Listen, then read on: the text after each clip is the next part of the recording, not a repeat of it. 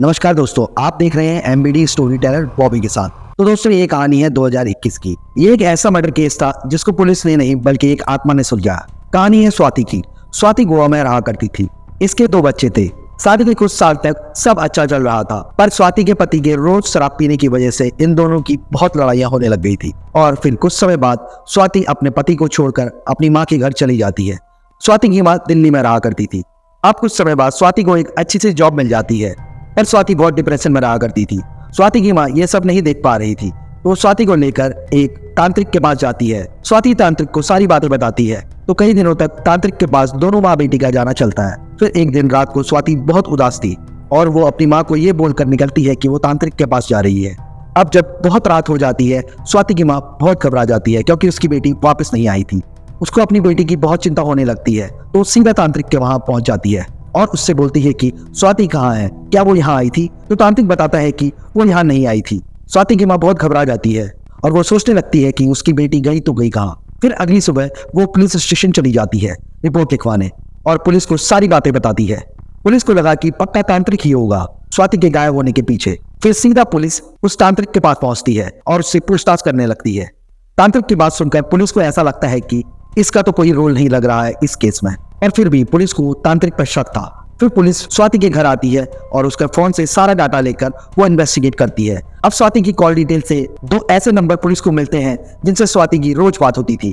एक तो उनमें से तांत्रिक का ही नंबर था और दूसरा नंबर किसी और का था। फिर पुलिस उन दोनों को अपने पास बुलाती है और वो दोनों साफ इनकार कर देते हैं कि उन्हें स्वाति के बारे में कुछ नहीं पता। पुलिस ने सारे तरीके अपनाए और पुलिस के हाथ कुछ नहीं लगा, पर पुलिस को ऐसा लगा कि इन दोनों में से एक तो पक्का ही है जिसने स्वाति को गायब किया है। फिर इसके बाद पुलिस ने इन दोनों पर 3rd डिग्री भी अपनाया, काफी टॉर्चर भी किया, फिर भी इन दोनों ने मुंह नहीं खोला। दोनों अपने आप के बेकसूर ही बता रहे थे। इतना सब होने के बाद पुलिस तांत्रिक और उस शख्स को कुछ दिनों तक अपनी कस्टडी में रखती है और फिर कुछ दिनों के बाद उन्हें छोड़ देती है।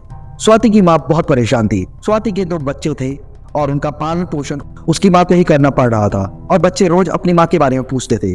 तो करीब 6 महीने तक स्वाति की माँ पुलिस स्टेशन जाती रही। पुलिस को भी कुछ सुराग नहीं मिल रहा था। फिर एक दिन अचानक से वो दूसरा शख्स पुलिस स्टेशन में आता है, बहुत डरा और घबराया हुआ। उसका नाम था राहुल। वो स्वाति की हुई ऑफिस में उसका सीनियर था।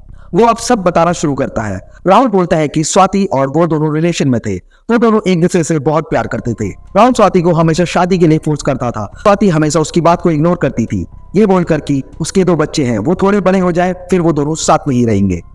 एक दिन राहुल ने बहुत ड्रिंक की थी, तो राहुल स्वाति को अपने पास बुलाता है। स्वाति आती है। फिर कुछ देर तक इनकी बात हो रही थी कि राहुल फिर से शादी की बात करने लगता है। स्वाति उससे मना करती है और बच्चों वाली बात बोलती है। राहुल बहुत नशे में था, तो उसको कुछ नहीं समझ आता। उसने एक वजनी चीज उठाकर स्वाति के सर में मार दी और स्वाति वहीं गिर गई। स्वाति के सर से बहुत सारा खून निकल गया और कुछ देर में ही उसकी मौत हो जाती है। राहुल बहुत घबरा जाता है।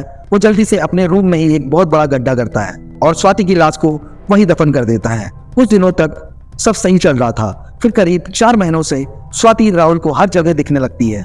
राहुल को ऐसा लगता है कि स्वाति कभी उसके पास सोई है, कभी उसकी बाथरूम में है और कभी गड्ढे से बाहर आ गई है। वो रोज ड्रिंक करके आता और सोने की कोशिश करता, पर उसको अब नशा भी होना बंद हो गया था। वो बहुत परेशान था। वो पुलिस से बोलता है कि वो बहुत डरा हुआ है, वो ही स्वाति का कातिल है, उसे जेल में डाल दो।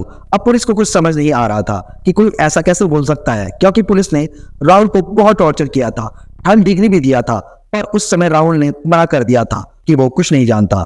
अब पुलिस को इस बात से पर्दा उठाना था कि क्या राहुल सही बोल रहा है या नहीं। फिर पुलिस तुरंत अपनी एक टीम को राहुल के घर भेजती है और खुदाई करनी शुरू कर देती है। स्वाति की माँ को भी पुलिस ने बुलाया था।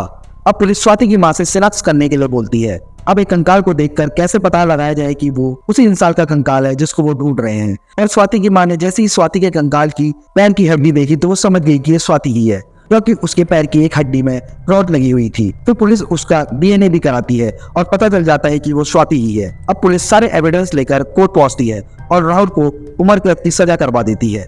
तो दोस्तों, ये कहानी थी स्वाति की। अगर आपको स्टोरी अच्छी लगी हो तो स्टोरी को लाइक जरूर करिए, चैनल को सब्सक्राइब कर दीजिए। मिलते हैं अब नेक्स्ट स्टोरी में। Thank you for watching the video guys. Bye bye.